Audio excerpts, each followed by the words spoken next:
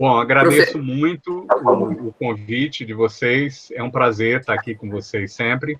Eu vou espelhar aqui a apresentação, tá bom? Eu vou falar sobre o capitalismo depois da pandemia e, evidentemente, para falar do capitalismo depois da pandemia, é preciso explicar um pouco o que é o desenvolvimento do capitalismo até a pandemia.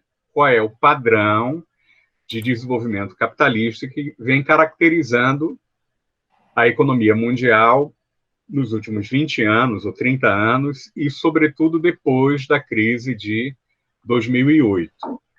Né?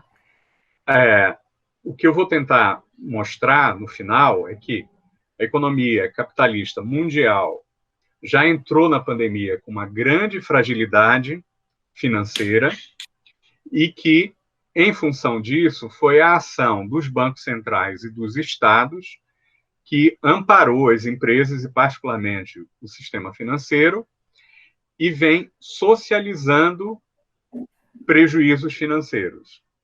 Não é?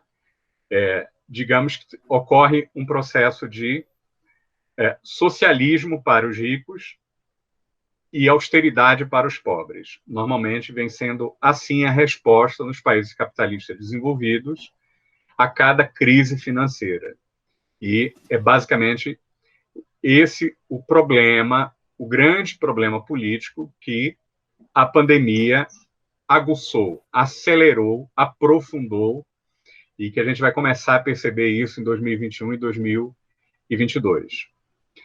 Os efeitos da pandemia ampliaram muito a desigualdade de riqueza e de renda e também a dívida pública. Mas, por outro lado, a emergência ambiental, a gente pode considerar a pandemia, de certo modo, uma emergência ambiental, né, relacionada ao modo de interação das economias contemporâneas e a natureza, a própria socialização dos prejuízos e a importância da renda básica universal em alguns países, em outros focalizada, né, realçaram as contradições do desenvolvimento capitalista nas últimas décadas. Basicamente isso que eu vou tentar mostrar. Mas, para isso, eu queria antes falar um pouco de dois conceitos, que são conceitos que foram propostos pelo Karl Marx, para a gente poder entender aquilo que eu é conhecido na bibliografia como financeirização do capitalismo, que é muito importante para entender também as políticas públicas, e particularmente políticas que envolvem gasto social, como saúde e educação. Bom, o primeiro conceito é o conceito de capital portador de juros. O que é isso? Que o Marx coloca como fazendo um circuito de linha, dinheiro e mais dinheiro. Capital portador de juros é o capital que pode ser acumulado a partir de um empréstimo.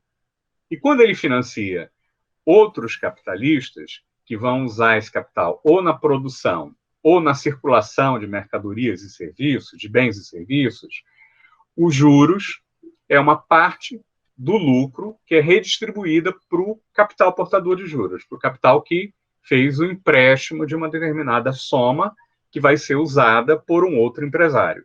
Bom, se o capital pode ser portador de juros, a gente pode fazer mentalmente o caminho inverso. Imaginar uma renda futura de qualquer tipo de investimento ou até uma renda futura de assalariados e tomar essa renda como juros de um determinado título e capitalizar a valor presente essa renda futura. Né? O capital dito fictício é exatamente aquele que resulta da capitalização no valor presente em um determinado papel, em um determinado título, do fluxo de renda futura de um determinado negócio ou qualquer tipo de fluxo de renda futuro pode ser trazido ao valor presente e ser representado num determinado título, que, por sua vez, pode ser revendido, transacionado em mercados secundários, né? E aí, nesse caso, o ganho que é obtido resulta da especulação com o valor do preço desses ativos. Quer dizer, se ganha dinheiro quando se compra na baixa e se vende na alta do preço do ativo. Por exemplo, uma bolsa, uma ação na Bolsa de Valores, ela nada mais é do que a representação do fluxo esperado de receitas, de lucros de uma determinada empresa. Evidentemente que aí os investidores podem comprar uma fração do valor total das ações das empresas que representam essa capitalização a valor presente dos lucros futuros da empresa. Então, os eventos que eventualmente podem alterar as expectativas de lucros futuros vão alterar também o valor dos ativos. O preço de uma determinada ação pode aumentar ou diminuir, né? E é esse título que é chamado capital fictício. Por que esse conceito é importante? Porque a financeirização é a dominância nas economias contemporâneas desses mercados financeiros que transacionam o capital fictício. Esses mercados assumem uma importância sem precedentes no funcionamento das economias capitalistas contemporâneas. Uma influência desproporcional tanto na gestão de fluxos de renda, de riqueza e também no poder político para influenciar a política econômica ou a política social, as políticas públicas em geral, do conjunto de estados que estão integrados nessa economia mundial financeirizada, que tem várias consequências. Essa financeirização tem várias consequências. Então, conceituar a financiarização, poderíamos conceituar como o fato de que o mercado secundário de transação de ativos, que são direitos sobre as receitas futuras, ele é maior e ele é independente do investimento em riqueza nova, naquele investimento que vai produzir capacidade produtiva nova de bens e serviços, né? E a transação com a riqueza velha, com aqueles ativos que já representam a riqueza já investida, são muito mais importantes do que o fluxo de investimento novo. Isso que é fundamental nas economias capitalistas contemporâneas.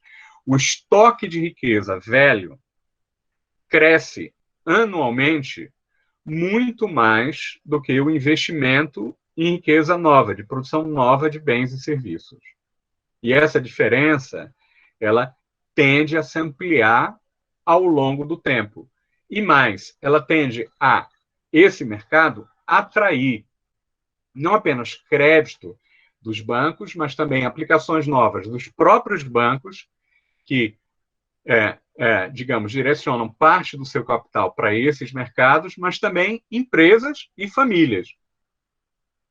Então, no Brasil, esse ano, em parte por conta da redução de outros gastos produzidos pela pandemia, as famílias que tiveram a sua renda sustentada passaram, muitas delas, a fugir dos juros baixos dos títulos da dívida pública e aplicar no mercado de ações, né? Se eu não me engano, algo em torno de 3 milhões de CPFs novos entraram no mercado de ações no Brasil, né? Então, esse mercado de capital fictício, ao contrário do investimento mobilizado em nova capacidade de produção, que comanda as economias capitalistas hoje. Comanda o ciclo financeiro de expansão e de crise e modifica o funcionamento da própria empresa não financeira. Não apenas porque vai atrair as reservas financeiras dessas empresas, assim como das famílias, né? Mas também porque as empresas vão ser de propriedade desses acionistas, inclusive com base em investidores institucionais, e a lógica do mercado de ações vai modificar a lógica de funcionamento das empresas, que também oferecem bens e serviços. Claro? Ao mesmo tempo, esse regime vai passar por crises financeiras muito profundas, que acabam desacelerando o crescimento global e gerar, em alguns casos, décadas perdidas. Por exemplo, na América Latina e na África, nos anos 80, que é chamada crise das dívidas, no Japão, na década de 90, e na Europa, também no Japão e, em parte, nos Estados Unidos, muito embora os Estados Unidos tenham gastado muitos recursos para, digamos, produzir o crescimento, uma retomada do crescimento, sobretudo a partir de 2013, mas uma década perdida, de certo modo, na Europa e também no Japão depois de 2007. Claro. E do ponto de vista das empresas, as empresas vão destinar lucros para comprar ativos e recomprar suas próprias ações. Elas obtêm uma parte muito grande das suas receitas nessas aplicações financeiras e, mais importante, elas vão buscar maximizar os resultados trimestrais. Elas vão buscar lucros no trimestre, porque é isso que é avaliado na Bolsa de Valores. O que isso modifica as operações das empresas? Elas passam a privilegiar fusões e aquisições e focar, digamos, no negócio essencial delas, naquilo que é chamado de core business. E isso, ao mesmo tempo, vai acelerar a centralização da riqueza em escala mundial e facilitar o comando de cadeias produtivas a partir de um conjunto relativamente pequeno de 200 empresas. Entre 100 e 200 empresas comandam, não é, mais de 70% da riqueza global e as cadeias produtivas globais. E esse processo de centralização vai ser fortemente acelerado pelos efeitos econômicos da pandemia, com muitas consequências também do ponto de vista político. Então, essas empresas, elas comandam essas cadeias, elas são chamadas controladoras de sistemas e acabam explorando a renda de um conjunto de empresas menores que são fornecedoras ou que são usuários das tecnologias, do designs e das marcas, né? Então, as grandes empresas controlam o financiamento, a pesquisa e desenvolvimento, o design, definem as estratégias e, em geral, permanecem nos países desenvolvidos. O comando dessas grandes empresas controladoras das cadeias, embora elas deixem os ramos produtivos, onde há muito mais concorrência, intensa concorrência, para uma rede de fornecedores subordinados, terceirizados, nos países periféricos, muitas vezes, e com grande exploração de trabalhadores precários, que recebem baixíssimos salários, que têm jornadas de trabalho muito elevadas, em territórios onde também o custo de pagamento de impostos ou de regulação ambiental é muito menor. E, em função disso, há uma concentração da renda em escala global no chamado 1%, naquele 1% da população mundial, que são os investidores, os gestores e profissionais que comandam essas cadeias financeiras e produtivas globais. Essa, digamos, é a grande tendência da economia e da sociedade mundial globalizada dos últimos 30 anos. Né? E isso, é claro, o pessoal que trabalha com saúde sabe melhor do que eu, produz uma imensa pressão para a redução do gasto público. Né?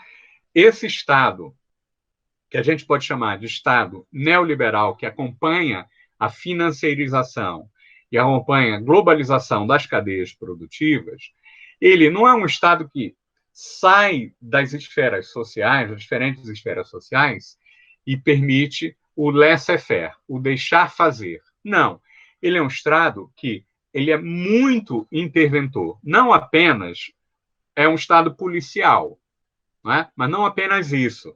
Ele, digamos, ele regula as atividades com o objetivo de generalizar a lógica da concorrência. Digamos, para disciplinar os cidadãos para o mercado. Ele é um Estado muito educativo e disciplinador. Ele, digamos, disciplina os cidadãos mais para o mercado, muito menos para a participação política ou para a solidariedade social. Né? Então, ao mesmo tempo, é um Estado que é compatível com o aumento do gasto pró-empresarial para sustentar, digamos, a competitividade das empresas internacionalmente ou para buscar atrair investimentos estrangeiros, rebaixando, por exemplo, impostos ou regulações trabalhistas ou ambientais. O governo Bolsonaro, desde o governo Temer, na verdade, claramente esse é o projeto de reformas, né, que vai sendo executado. E, ao mesmo tempo, é um Estado que, para baixar impostos, ele está sempre baixar impostos ou a dívida pública, porque, evidentemente, o gasto social vai ser financiado com impostos ou com dívida pública, então esse Estado sofre uma pressão e realiza um programa para reduzir fortemente o gasto social. A realidade não é um Estado, digamos, nessa ideia liberal de que você pode segmentar a economia e a política. Então, o Estado liberal seria o Estado que não intervém na economia e na sociedade. Pelo contrário, esse Estado é um Estado competição. Ele interfere e regula muito a sociabilidade e a própria economia, mas em função da ideia de que os indivíduos precisam concorrer por empregos, eles têm que investir na sua educação, eles têm que apresentar o seu sucesso em um conjunto de bens de consumo que podem ser apresentados, exibidos publicamente, e vão ser capazes de ter melhor, por exemplo, saúde ou educação, em função do resultado da competição no próprio mercado, ao contrário do acesso a bens públicos que são desfinanciados ao longo do tempo. Né? Então, isso produz uma enorme concentração da renda e da riqueza. Nos Estados Unidos, por exemplo, o 1% da população controla 80% do total da riqueza. E 50% da população mais pobre, não é, tem acesso apenas a 2% do total da riqueza, inclusive de imóveis, de casas. Não é? No Brasil, isso é até mais grave. Então, há um processo, essa mudança tecnológica, a mobilidade de capitais no mundo inteiro, o regime de metas de inflação, que é contra altos níveis de emprego e é contra a elevação salarial, porque pode aumentar custos empresariais e inflação. Tudo isso gera um excedente global de trabalho e limita os aumentos salariais, muito abaixo da produtividade. E isso particularmente nos países desenvolvidos. Não é? A classe operária nos Estados Unidos e a mediana, digamos, da distribuição de renda não tem aumento de renda real nos últimos 30 anos nos países desenvolvidos. Né? E, ao mesmo tempo, há um grande aumento dos subsídios empresariais, corte de impostos. Por exemplo, para as empresas, houve um corte do imposto empresarial de 33% para 22% nos últimos 30 anos. E esse corte dos impostos para o 1% das pessoas físicas é ainda maior. E, evidentemente, aquilo que é, digamos, oficial não é o verdadeiro, porque há um grande aumento também da evasão fiscal. Um volume impressionante de rendas dos ricos acaba sendo lavado para paraísos fiscais. E esse tipo de economia que cresce muito amparado na valorização dos ativos nas bolsas de valores, evidentemente beneficia aqueles que têm estoque de riqueza, uma parcela muito pequena da população. E, ao mesmo tempo, encarece os aluguéis. O valor das casas, como muito dos lucros das empresas e dos proprietários das empresas são reinvestidos em ativos, parte desses ativos são os próprios imóveis. E quem não tem acesso a imóvel tem que pagar aluguel. Não é? Então, a valorização das bolsas de valores e a valorização, a especulação imobiliária, evidentemente prejudica muito a renda daqueles que são despossuídos. Ao mesmo tempo, essa lógica produz grandes crises financeiras. E aí os bancos centrais e os estados tendem a capitalizar as instituições financeiras privadas nos momentos das crises, não é? E isso aumenta muito a dívida pública em geral. Então, para a crise de 2008, 5% do PIB dos Estados Unidos, 9% do PIB do Reino Unido foi gasto para salvar o sistema financeiro. E nessa crise é muito mais do que isso.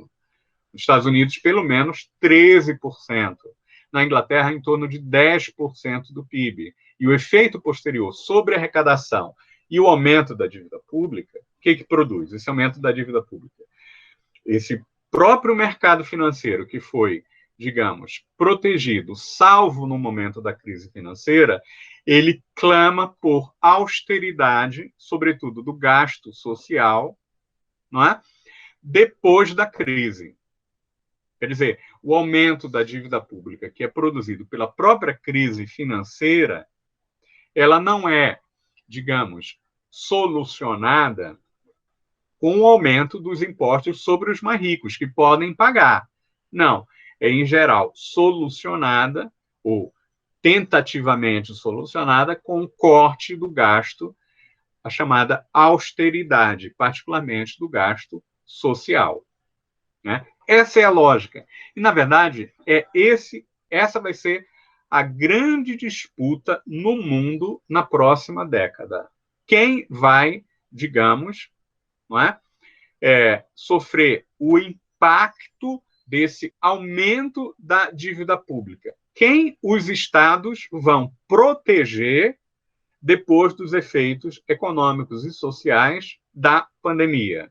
Os estados vão proteger esse conjunto de empresas e grandes investidores que aplicaram em riqueza financeira e produziram uma bolha de endividamento provavelmente impagável, eu vou mostrar os dados já, ou vão salvar a população que é vulnerável a novos episódios de crise de saúde pública ou que vai estar cronicamente desempregado por causa da lógica do crescimento econômico depois da pandemia. Esse vai ser, digamos, o grande problema nos próximos 10 anos, que vai estar, evidentemente, vinculado também com possibilidades de novos problemas, digamos, ambientais. Não é? Não apenas novas pandemias, mas também um agravamento muito acelerado do problema do aquecimento global. Né? Claro que a financiarização da saúde é muito conhecida por vocês, essa pressão para o gasto social, para a redução do gasto social. Por exemplo, na Inglaterra, o NHS foi fortemente desfinanciado nos últimos 10 anos, no conjunto dos países endividados na Europa, que tinham sistema de saúde pública também, vocês conhecem muito bem. No Brasil e na América Latina, nos últimos 10 anos, a crise do SUS é mais do que conhecida por vocês, não é? Mas no mundo inteiro, antes da pandemia, ficou muito claro uma maximização do valor acionário também da saúde e dos hospitais privados, o que tornou, digamos, particularmente sistemas que dependem de saúde privada, os Estados Unidos é um caso evidente hoje, né? Uma enorme vulnerabilidade numa situação de emergência de saúde pública. As pessoas pobres que não têm seguro-saúde, evidentemente não podiam se testar, porque o teste não é gratuito, é muito caro, não é? E, evidentemente, também, eventualmente, um tratamento da Covid podia provocar bancarrota, não é? Familiar. E os hospitais, evidentemente, operando nessa lógica de maximização do valor acionário, de maximização do resultado trimestral, tem que reduzir a desocupação de quartos, operar quase como um hotel, né? Com a máxima ocupação possível, reduzir o número de funcionários permanentes, reduzir os estoques de suprimento, está operando sempre no limite da capacidade. Não é? E o que é a grande contradição, os chamados trabalhadores essenciais, são, em geral, aqueles na linha de frente, não é? Em geral, também são os mal pagos. Claro. Então, essa lógica é muito conhecida, evidentemente, pelos médicos. Não vou falar muito sobre isso.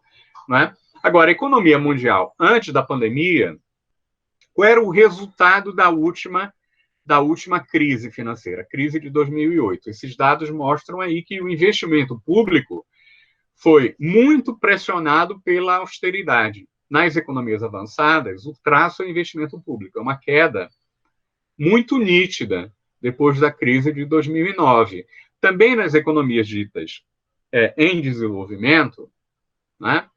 Esse segundo dado aí, se você tirar a China, também uma pressão muito forte contra o investimento público. Até 2017, mais ainda até 2019, se você considerar o caso da América Latina, porque houve um aprofundamento da crise no Brasil, não é? E no resto da América Latina. Né? E, ao mesmo tempo, o investimento privado não havia se recuperado desde a crise. Particularmente, no caso dos países em desenvolvimento, se você excluir a China. Mas nas economias avançadas, muito claramente isso. O que houve de... o principal elemento de recuperação da economia capitalista mundial depois da crise de 2008, a grande crise financeira, que já foi, digamos, superada de longe pela crise de 2020.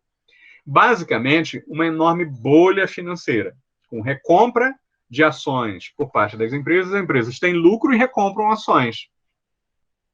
E a baixíssima taxa de juros oferecida pelos bancos centrais, naquilo que é chamado de facilitação quantitativa, ou QE, né, quantitative easing em inglês, ao mesmo tempo você tem uma estagnação do investimento em nova capacidade, ele não recupera o nível original, o slide anterior, e um grande deslocamento de lucro para aplicações financeiras e recompra de ações, aquela lógica da financiarização que eu tinha falado. Então, olha, em 2016, mais ainda, não tem os dados aí até 2019, mas olha, a valorização, a capitalização de mercado, o valor das empresas no mercado em relação ao PIB, em relação ao lucro operacional das empresas, assumia valores recordes, muito maior do que na bolha.com em 2000, que era uma bolha acionária, e a bolha imobiliária de 2007 e 2008. Quer dizer, há uma dependência das grandes empresas, dos grandes investidores, da sustentação do valor dessas ações, porque muitas dessas aplicações são sustentadas por endividamento. Claro, então as empresas se endividam para comprar suas próprias ações ou comprar ações de outras empresas e ganham dinheiro exatamente nessa lógica especulativa, certo? Então, a dívida corporativa entre 2008 e 2019 cresceu, em média, quase 2 trilhões ao ano, 2 trilhões de dólares ao ano. É o dobro do período antes da crise financeira de 2008. Em 2019, a dívida corporativa cresceu 2,1 trilhões. A dívida não financeira, a dívida das empresas não financeiras, em dezembro de 2019, chegou a 13,5 trilhões de dólares, que era o dobro de dezembro de 2008. Claro, e apenas 30% dessa dívida ela é avaliada como de altíssima qualidade nos países avançados. A dívida das empresas que são não investment grade, como é chamada a qualificação de risco mais frágil, nos países, particularmente nos países periféricos, é concentrada no curto prazo, de 3 anos, e é mais ou menos 41% do total dessa dívida que não é investment grade. Tem outros dados aqui para mostrar, isso em termos gráficos, né? A piora dos balanços das empresas é muito nítida em todos esses gráficos, até dezembro de 2019, o aumento do endividamento, em geral, inclusive das empresas americanas, e o tamanho das firmas, o número das firmas chamadas zumbi, aquelas que não têm rendimento para pagar as suas dívidas e que só sobrevivem com base no refinanciamento das suas próprias dívidas, né? E a compra de títulos privados por parte dos bancos centrais para evitar a falência de empresas que não conseguiam refinanciar suas dívidas junto aos bancos privados tinha aumentado muito também. Então, no Japão, todo o período a partir de 2013 ficou num patamar elevadíssimo, e na Europa, a partir de 2016. Quer dizer, um processo muito recente de deterioração do endividamento das grandes empresas na Europa, e uma grande dependência da valorização dos ativos, né? Mais do que do crescimento dos próprios mercados de produção de bens e serviços, que depende, digamos, que depende muito da variação do emprego. É uma lógica que ela sustenta o rendimento da grande riqueza capitalista nos mercados de ativos financiarizados. E daí a enorme vulnerabilidade da economia global à crise associada à pandemia, que ela é um choque sobre o PIB global sem precedentes, né? Essa linha aí azul é a queda do PIB per capita para 2020. Essa expectativa para 2021 já está muito perdida, ela não serve. Mas essa queda em 2020 do PIB mundial per capita é muito maior do que em 2008 e 2009. Claro. E os bancos centrais, na verdade, o que eles fizeram? O que eles fizeram esse ano de 2020?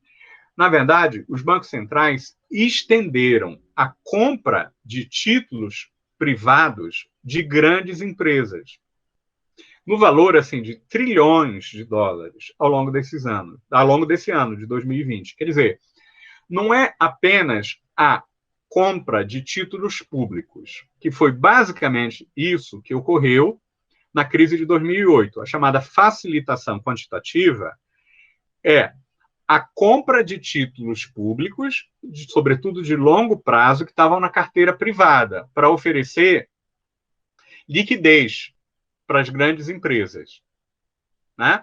Porque se elas fossem, digamos, vender esses títulos no mercado, todas querendo vender, o preço desses títulos ia cair, né? Os juros iam aumentar dos títulos públicos que elas tinham em carteira.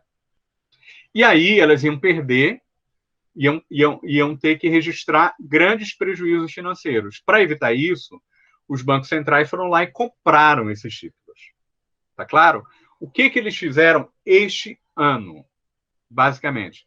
Eles compraram não só títulos públicos. O Banco Central Europeu, o Banco Central Americano, o Federal Reserve, e mesmo o Banco Central Brasileiro, mas em mais de modo indireto e com dados que são, no caso brasileiro, opacos, absolutamente opacos, eles compraram dívidas das próprias empresas, títulos de dívida que estavam em bancos e que as empresas não conseguiam refinanciar com os bancos, porque todos os bancos fugiram para a qualidade do título público. Tem medo, não sabe como a empresa privada vai desempenhar, qual vai ser o desempenho dela durante a crise.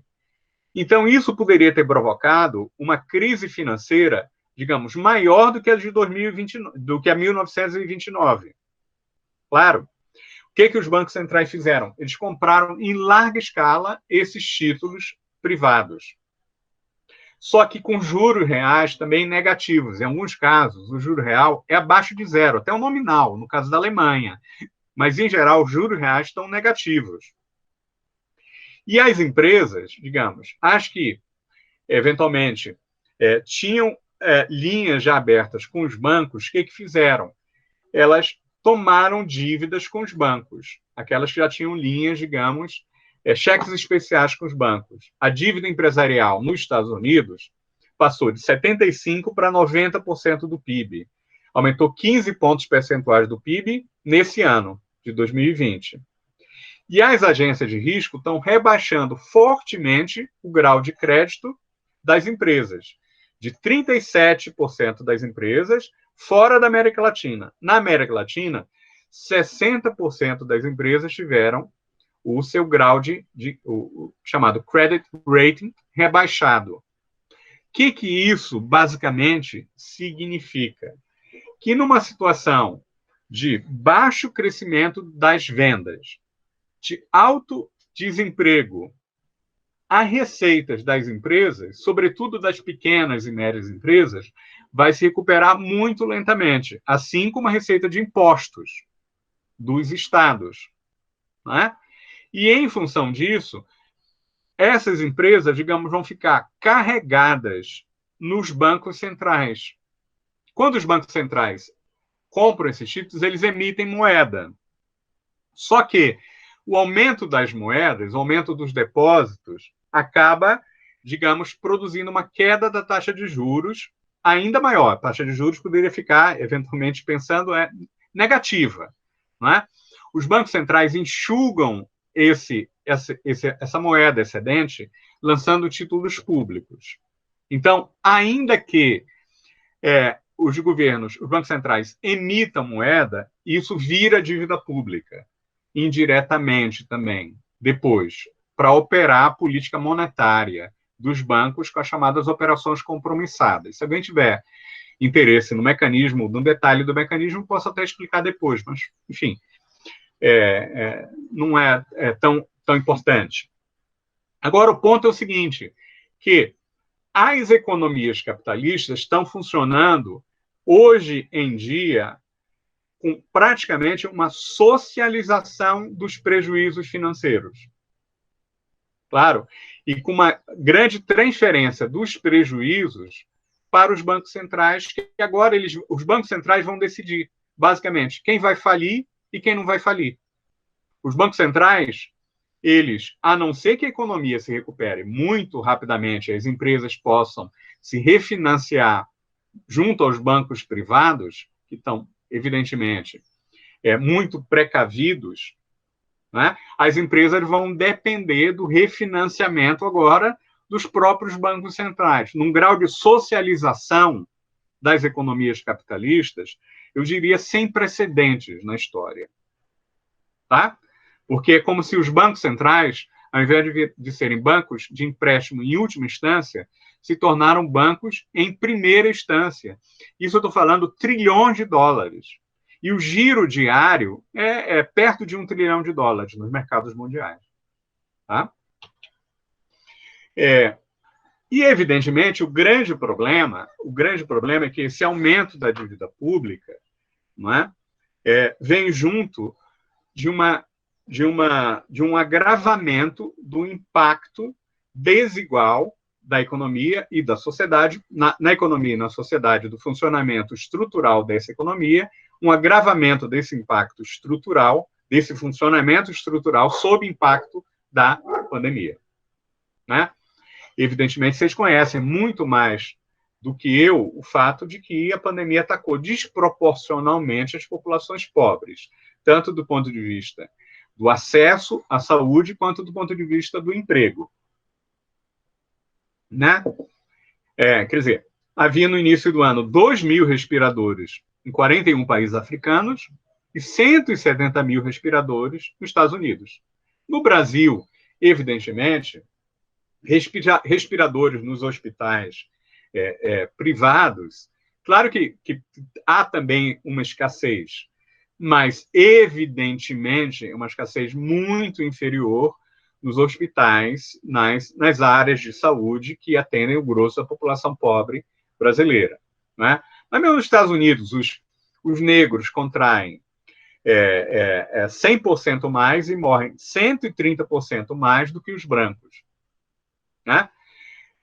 Segundo, digamos, avaliações relativamente conservadoras, o Banco Mundial considera que 150 milhões de pessoas vão entrar em extrema pobreza. 150 milhões a mais de pessoas vão entrar em extrema pobreza esse ano no mundo. Não é? A ONU considera que entre 240 e 500 milhões de pessoas, praticamente, devem ser empurradas para a chamada pobreza multidimensional em 2020. A FAO considera que a população em fome crônica vai dobrar em 2020 para 260 milhões. E, evidentemente, alguns países muito pobres, que dependem de remessa de imigrantes, vão sofrer fortemente, porque são muito dependentes de receitas de turismo, né? Vão sofrer fortemente os impactos da crise econômica associada à pandemia. Né? No Brasil, isso é evidente, quer dizer, vocês devem ter dados mais recentes, mas a Covid mata 55% dos negros que contraíram, não é? Ou que foram internados, melhor dizendo, e 38% dos brancos internados, não é? No caso brasileiro. E o grande ponto daqui para frente desse novo capitalismo, em que, digamos, há um socialismo por ricos e austeridade para os pobres, como a sustentação da renda e da riqueza vai depender, por alguns anos, do gasto público, que tipo de renda vai ser sustentada? Vai ser aquela que é derivada da riqueza financeira amparada nos bancos centrais, que vai produzir um aumento da dívida pública, e que aí os próprios portadores da dívida pública, como no Brasil, né, fazem um alarme com o crescimento da dívida pública e exigem austeridade do gasto, particularmente do gasto social, mas também corte de salário dos funcionários públicos, reforma administrativa e, eventualmente, uma nova reforma trabalhista, uma nova reforma previdenciária e a sustentação a qualquer custo do teto do gasto, que a gente sabe que tem impactos muito graves aí sobre a saúde e a educação pública. Ou será os trabalhadores que dependem do seguro-desemprego, da renda emergencial, serviços públicos de saúde? Esse vai ser, digamos, o grande problema na economia mundial, na sociedade global, nos próximos anos. O que já está muito claro nos Estados Unidos? Que, subitamente, depois de aprovarem um corte de impostos de trilhões de dólares em 2017, o Partido Republicano subitamente se tornou de novo austericida e neoliberal, né? E vem bloqueando um novo programa de auxílio ou de alívio, não é nem um programa de retomada, mesmo com a existência de juros reais negativos. E nesse mês, nos Estados Unidos, né, algo como 27 milhões de pessoas podem ficar sem nenhum tipo de renda, porque a extensão do seguro-desemprego vai acabar. E na verdade, desde julho, final de julho ou final de agosto, aquela extensão da renda emergencial não foi renovada, certo? E também, digamos, a moratória de evictions, a moratória de despejos, vai acabar também no final de dezembro. E até agora, quer dizer, está muito perto aí do final do ano legislativo, não é? Do recesso parlamentar, e nada foi ainda acertado no sentido de promover algum tipo de alívio para a população que é altamente, fortemente dependente de auxílio. No caso brasileiro, não se fala, né? A gente já sabe que a taxa de desemprego, as pessoas que estão em busca de emprego, o número de pessoas aumentou depois do fim do auxílio e a taxa já pulou para 14%.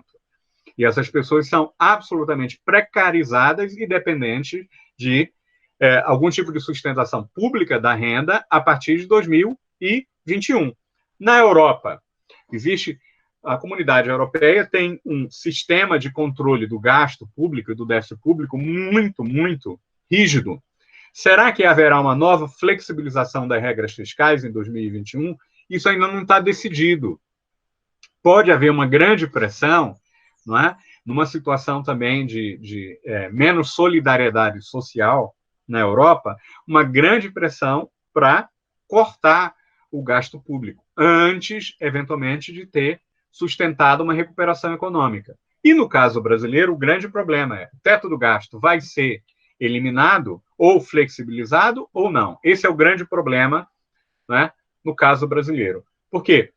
No Brasil, digamos, a economia não recuperou o patamar antes da crise, ela foi, digamos, puxada por um grande crescimento das exportações, pelo menos até agosto, e a indústria e o varejo foram sustentadas pelo auxílio emergencial e pelo gasto público.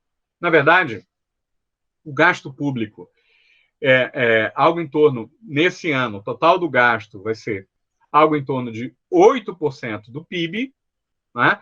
E a renda na base da pirâmide dependeu fortemente do auxílio emergencial, algo como 65 milhões de pessoas, muitas delas ganhando mensalmente R$ 1.200, né? Algo em torno de 55 bilhões ao mês. 55 bilhões, digamos, zero, mais ou menos 0,8% do PIB.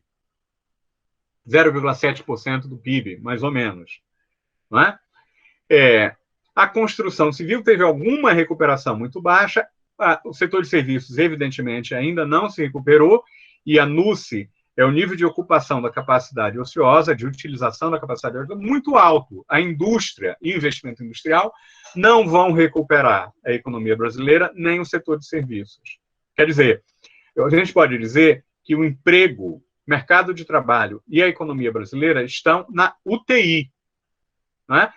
E o governo brasileiro já se comprometeu a eliminar o auxílio emergencial e retomar o teto do gasto em 2021. Retomar o teto do gasto significa o quê? Reduzir o gasto no ano que vem, esses 8% do PIB, que o gasto aumentou em 2020. Imagina isso. Né? Nem numa economia que tivesse crescendo aceleradamente, por exemplo, em 2011, o corte do gasto público foi de 1% do PIB. E ocorreu uma fortíssima desaceleração da economia brasileira em 2011, 2012, começava a recuperar em 2013, apenas. Imagina se na situação atual é possível realizar um ajuste fiscal de 8% do PIB. Não tem cabimento. Não tem cabimento. E nem que seja metade disso, nem um quarto disso, não dá para fazer um ajuste fiscal, não é? de 2% do PIB. Digamos, reduzir o gasto só 2% do PIB. Na situação da economia brasileira, isso é absolutamente irreal. Absolutamente irreal. Né? A população, só vou dar alguns dados aqui, a população que, em situação de pobreza, quer dizer, aquela em que há uma renda inferior a meio salário mínimo, quer dizer, mais ou menos R$ 500 per capita. Essa população em situação de pobreza caiu 13 milhões de pessoas em 2020, por causa do auxílio emergencial. É claro? Evidentemente, à custa do quê? Do número de pessoas que recebia, na verdade, entre meio e 2 salários mínimos, o número dessas pessoas aumentou também. 20 milhões de pessoas. Por quê? E também caiu, porque você jogou parte das pessoas que estavam embaixo, jogou para cima, por causa do auxílio emergencial.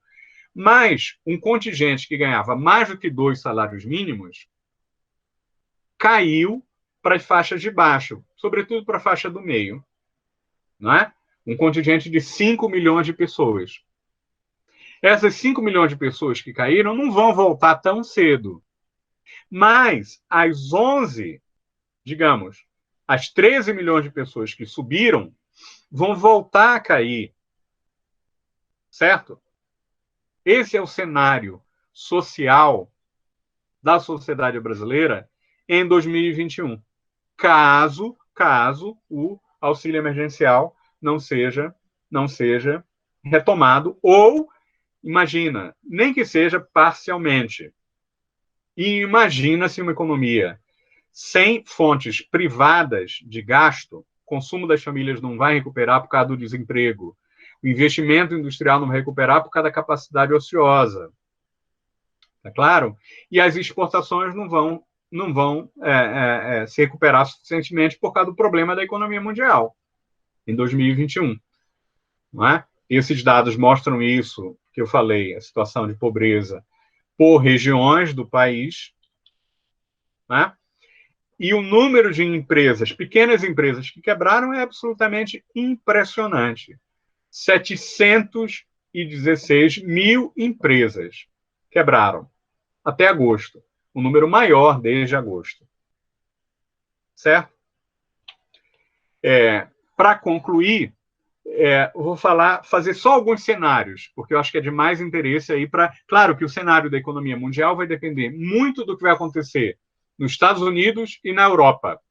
Se os estados vão receber, digamos, uma autorização dos parlamentos e das regras existentes, não é, para gastarem em larga escala em investimento público e continuar realizando gastos emergenciais em saúde pública. Ou se o tipo de gasto, que é nem autorizado pelo parlamento, vai se limitar à autonomia dos bancos centrais. Autonomias dos bancos centrais para, basicamente, socializar os prejuízos dessa camada limitada da população que investe em ativos financeiros. É isso, é o grande dilema. E é claro que essa situação de socialização deslegitima esse tipo de capitalismo e abre, claro, uma oportunidade política, não é? Se, eventualmente, os estados podem gastar para salvar os ricos, por que eles não podem gastar para oferecer saúde pública gratuita? Né? Ou por que eles não podem gastar para resolver a emergência climática, que muito provavelmente vai ser ainda mais grave do que os efeitos da pandemia? Claro, esse vai ser o grande dilema. E no caso brasileiro, é um grande dilema, digamos, que tem data, por causa das eleições de 2022. Né? Porque se o teto do gasto ficar como hoje, e a pressão do mercado inviabilizar o gasto social, levar a mais cortes de investimento, o aumento do desemprego no Brasil e da pobreza vai ser alarmante. O Brasil vai ficar completamente fora da recuperação mundial, que eventualmente acontecer a partir do segundo semestre de 2021, não é? E a pressão popular vai se acentuar fortemente, uma generalização, ao meu ver, do grau de protestos de rua no Brasil ao longo de 2021. Se o teto do gasto cair, o que é relativamente improvável, mas não é impossível, ou se ele for fortemente flexibilizado, porque o Bolsonaro também não é bobo do ponto de vista político, né? A dívida pública pode aumentar a curto prazo, mas os juros reais são negativos hoje, os juros nominais são de 2% para uma expectativa de inflação de pelo menos 3% para 2021, mas aí o Brasil pode participar da recuperação mundial e o Bolsonaro, né, por incrível que pareça, sustentou a popularidade na pesquisa de opinião ontem, né, pode se eleger, sim, eventualmente, em 2022. Na condição, evidentemente, de abandonar esse programa de corte de gastos, ou por meio da queda do teto ou da flexibilização do teto. Eu acho que o grande problema, o grande dilema para a economia mundial e para a economia brasileira, para a sociedade brasileira, é exatamente aquilo que vai ser feito para sustentar a renda e a riqueza na economia mundial e também para sustentar os gastos em saúde pública a partir de 2021. Tá? Obrigado. Basicamente, isso que eu tinha a falar aqui nesse início de conversa nossa. Obrigado. Pedro Paulo, muito obrigada pela tua apresentação. A gente não consegue acompanhar tudo, não, viu? Economista é meio que nem médico, sabe? De vez em quando a gente... Né? Não, mas foi muito interessante e assim, muito desafiador, né? O que você está apresentando em termos das possibilidades, né? Sim. E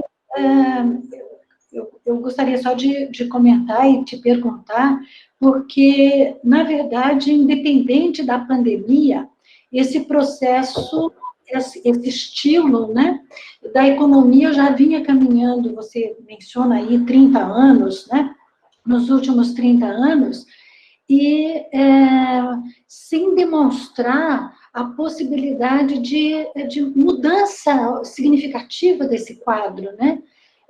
A questão da política internacional também, os avanços da direita no mundo todo, né? E como é que... Eu sei que a pandemia trouxe aí uma outra situação e talvez até um outro momento que crie alguma potencialidade diferente, né, nesse momento.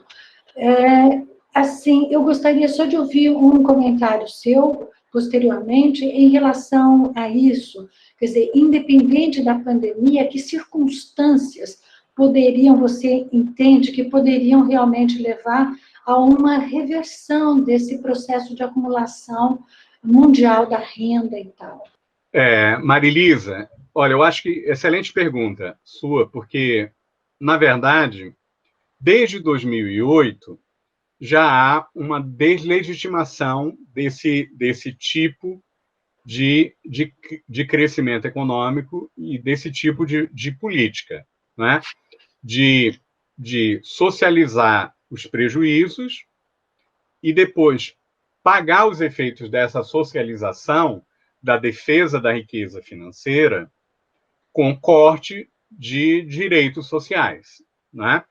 E isso, de certo modo, foi muito bem capturado por essa extrema-direita, né? A extrema-direita que foi, digamos, capaz de manipular ou o discurso nativista, culpar o outro, o imigrante, o muçulmano, o latino, no caso dos Estados Unidos, ou os muçulmanos, e até os europeus pobres, no caso da Inglaterra, né, o Brexit.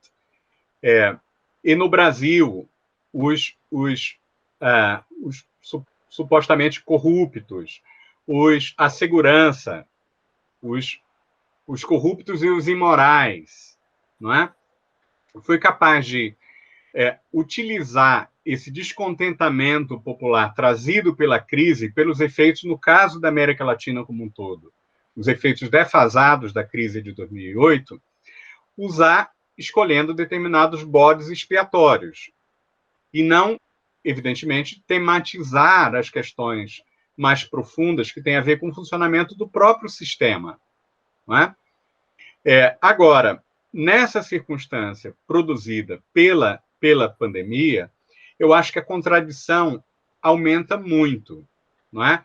Porque, ao mesmo tempo, se fala muito dos trabalhadores essenciais, daqueles trabalhadores que continuaram pegando o serviço público lotado, ainda que com máscara, não é? Para cuidar da população e para permitir que a economia e a sociedade continuassem funcionando. Não falo apenas dos trabalhadores da área de saúde, né? Mas o conjunto de trabalhadores ditos essenciais que trabalham na área, por exemplo, de transporte, na área de limpeza pública, de limpeza urbana, trabalhadores nas áreas de serviços pessoais, que continuaram ou fazendo entregas ou estando ali no varejo, né? Enfim, esses ditos trabalhadores essenciais, e particularmente das áreas de saúde, são aqueles que, digamos, contribuem, os professores também contribuem, digamos, para finalidades que são intrínsecas em si, são socialmente essenciais, né? Mas que, em geral, são muito mal remunerados. E, por outro lado, essa riqueza que gira e se valoriza de modo especulativo, né, ela é muito premiada por essa operação que é realizada pelos estados e pelos bancos centrais. Isso coloca uma imensa contradição. E, ao mesmo tempo, é muito evidente que uma pandemia e problemas de saúde pública não podem ser resolvidos sem um sistema de saúde público, né? De qualidade, integrado e coordenado de um modo coerente com uma administração relativamente centralizada. E, então, isso coloca uma enorme contradição para o programa que é realizado no Brasil de desmonte do SUS, evidentemente. Colocou uma enorme contradição também nos países desenvolvidos, né? O Boris Johnson, o partido conservador inglês, que tinha um programa de corte dos recursos do sistema público de saúde, né, National Health Service, o NHS, teve que voltar inteiramente atrás. O Boris Johnson fez um grande elogio, sobretudo depois de que ele mesmo ficou doente. Nos Estados Unidos, a pressão para criar um sistema público de saúde aumenta muito. E o Biden, de certo modo, se compromete a, pelo menos, reduzir a idade mínima para o Medicare, né, para o sistema de saúde público gratuito. Mas a pressão para ampliar o acesso à saúde pública é muito grande, é muito evidente. E é claro que isso vai produzir um impacto, um efeito em escala global, né? E mais sério ainda, é o fato de que essa emergência de saúde pública também pode ser entendida como um problema ambiental. Tem a ver com uma determinada forma de interação com a natureza, né? Evidentemente, de vírus que passaram de animais para humanos, muito provavelmente na China, mas agora alguns pesquisadores já alegam que isso pode ter acontecido, na verdade, na Itália, no norte da Itália, e depois ter ido para a China, não é? Já é alguma hipótese por conta de casos, pelo menos em novembro, encontrados na região de Bérgamo, né, ou na proximidade de Bérgamo. Esse fim de semana, né, saiu essa pesquisa. Então, de qualquer maneira, isso coloca um grau de emergência enorme para a situação do aquecimento global.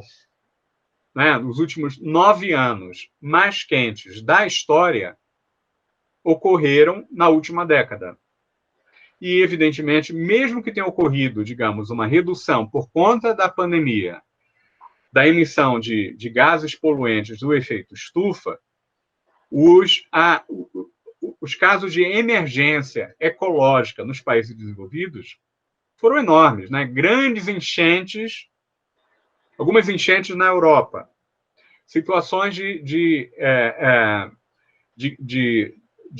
calor, de emergência de calor, com muitas mortes nos países europeus, inclusive na Alemanha, que tem um sistema de saúde muito bom, né? Mas os incêndios impressionantes que aconteceram na Califórnia, na Austrália, no Oregon e também no Pantanal brasileiro.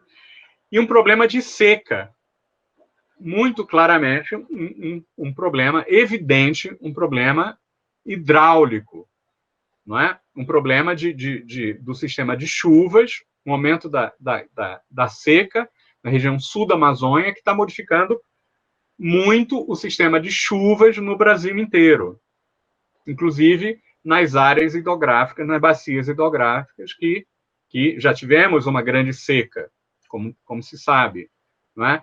Entre 2012 e 2016, e muito provavelmente estamos entrando numa nova seca também em 2020, né? E que já no primeiro ano já produziu bandeira vermelha, mesmo numa situação de pandemia, no caso brasileiro. Claro, mas isso não é só no Brasil, né? O problema da água e o problema do aquecimento climático vai provocar uma crise de fornecimento de água e um problema da agricultura em escala global enorme, certo?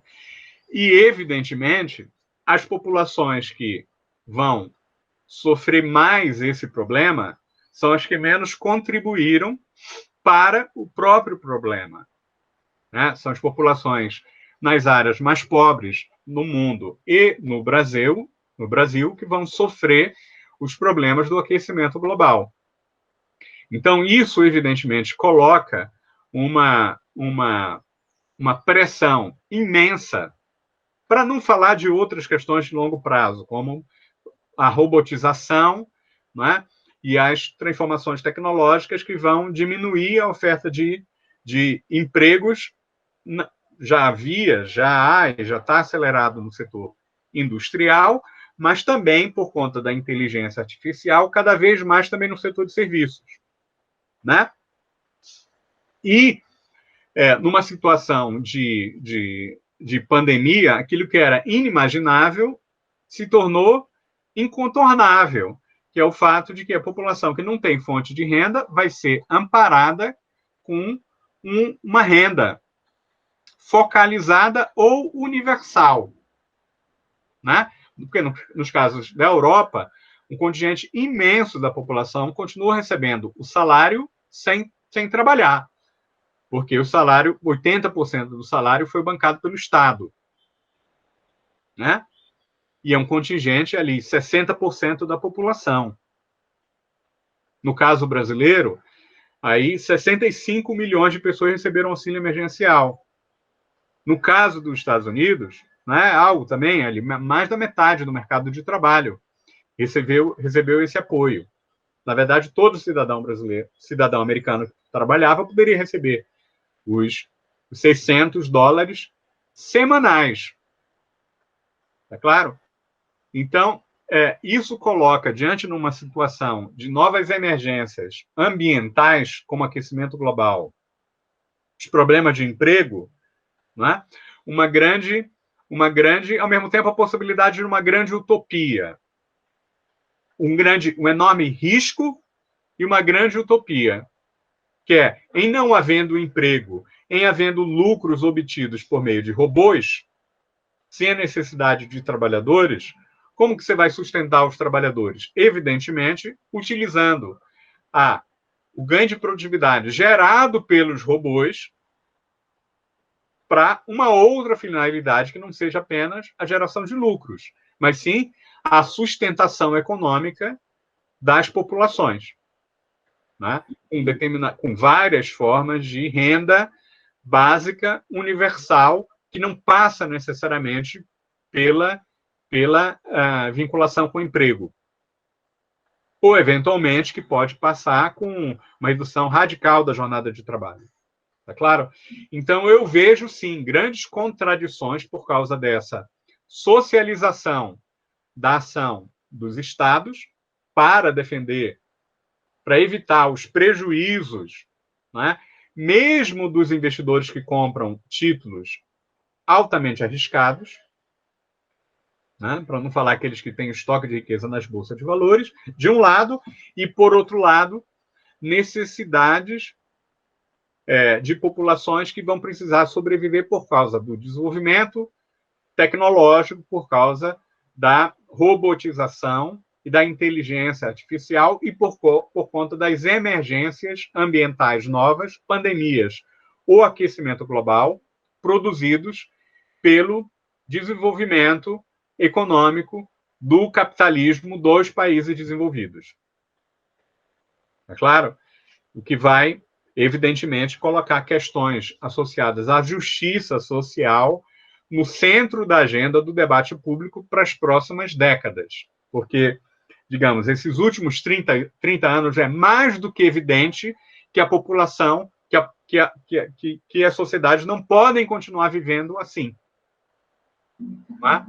O grau de radicalidade das respostas é que ainda está, evidentemente, em aberto. A gente sabe que o que existe está em crise profunda. A gente não sabe como que essa crise vai ser encaminhada nas próximas décadas, mas é mais do que evidente que esse vai ser o grande problema político que vai atravessar as sociedades, né, globalmente para as próximas décadas. Tá? É isso, Marilisa. Pedro, muito obrigada. Você avançou ainda para outros aspectos aí, foi para o aquecimento, robotização. Precisamos de você mais vezes para poder entender melhor e ajudar a gente a descortinar essa questão dos caminhos, né? E também a como trabalhar melhor esses momentos de desafios e de crises profundas, né? De como trabalhar nesse período. Olha, eu te agradeço muito, não vou, gente, abrir mais a palavra, ok? Porque, em função do nosso prazo, que daqui a pouco nós temos que começar com a outra palestra, né? Então, mais uma vez, viu, Pedro, muito obrigada por essa tua colaboração, né, pela tua participação, e nós podemos depois, né, Laís, verificar no decorrer desse nosso encontro todo, questões que retomem, dúvidas e questões que retomem, e aí a gente marca uma outra conversa ou encaminha para você essas questões, viu?